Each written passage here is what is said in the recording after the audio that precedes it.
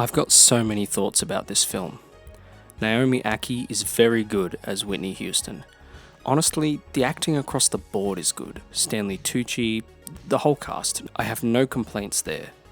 The costume design and makeup effects are also very good. The iconic outfits and hairstyles were perfectly recreated. But my major issue with this film is the script. If you don't have a great script locked down, where are you supposed to go from there? It seems that the writers of this film were more concerned with hitting all the beats of Whitney's already well-documented life than really focusing on any particular emotional through line. They tick the boxes. Here's this controversial moment. Here's this performance. Here's how this song was conceived. Seriously, it's kind of comical how many times Clive Davis plays Whitney a cassette to be her next single. It's the same sequence over and over. So it hits all those beats you expect and probably want, sure, but it only scratches the surface. And that's the issue. There is no central story. There is no discernible 3-act structure. What is this film actually about? I can't tell you exactly. I can tell you that it feels like a Wikipedia page dump for a lot of its runtime, at least for its second half. It jumps from point to point and it never settles. It never breathes. As a result, really important plot points often feel like they come out of nowhere and then they're glossed over and then they disappear. But they still expect there to be weight to them, regardless of its failures.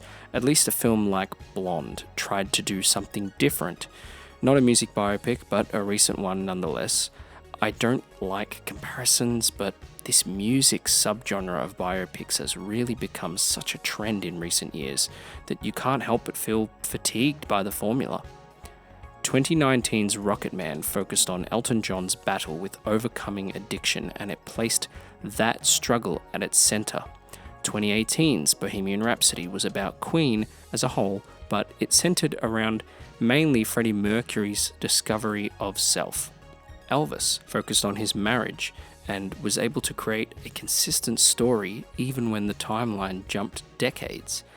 Heck, we can even jump back to 2009's Nowhere Boy, centering itself around John Lennon's lonely upbringing and yearning for love. At the point of conception, all these films knew what their beating heart was. I believe I Want to Dance with Somebody fails in that respect. It has no heart. I didn't cry or even get emotional, which I did in all the other films I just mentioned. And can we also talk about how inappropriate the title I Want to Dance with Somebody is for this film? Like, it seriously doesn't fit. It's clearly jumping on the Rocketman Bohemian Rhapsody trend, but I felt like those titles actually fit their respective films. I Want to Dance with Somebody actually has the same writers as Bohemian Rhapsody, and I think that says it all, really, that they would just hire them because, I don't know, they look at the dollar signs. That doesn't equal success. You need to hire someone who really pitches the right kind of story and passion behind that particular artist. Whitney Houston is not Queen. You can't just recreate the success of that film by copying a bunch of its components and its structure.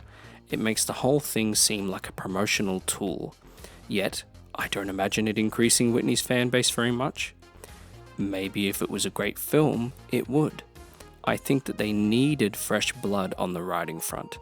This script just does everything you expect it to do. Every genre convention and cliche is checked off. For a music biopic, a lot of the sound mixing really didn't hit for me. There's a sequence of them shooting the music video for How Will I Know, and when they cut to it, it's supposed to be this really fun push forward for the story.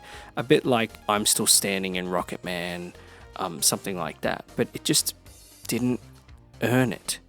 They also couldn't make up their mind on whether to use Naomi Accie's singing voice or old recordings of Whitney singing, so they just did both, I guess. It kind of like slowly transitions to Whitney a little bit more later in the film. It's a bit confusing.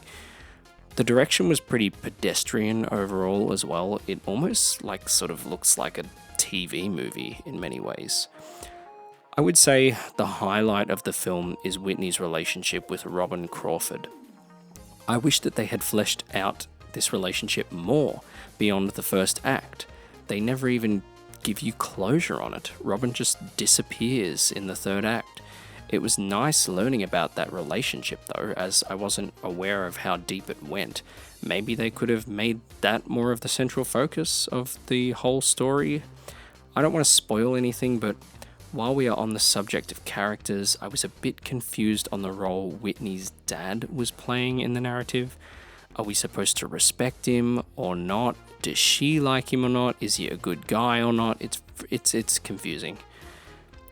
Now, after vomiting out all that negativity, funnily enough, I'm actually going to say that I don't think this is a bad film overall. And I imagine if you're a Whitney Houston fan, then you're going to want to watch it, and I think you should. It's watchable. You're not going to hate yourself after watching it. I just think that it misses the mark. It actually has all the tools that it needs to succeed. The problem is that they wanted to cover everything, and you just can't do that with the life and career of anyone, let alone someone like Whitney Houston. You can't cover everything. You have to choose what you're going to focus on and what to cut out. Unfortunately, because they want to cover everything, the movie is long and you can feel it. But in all that time, it never finds what it wants to say.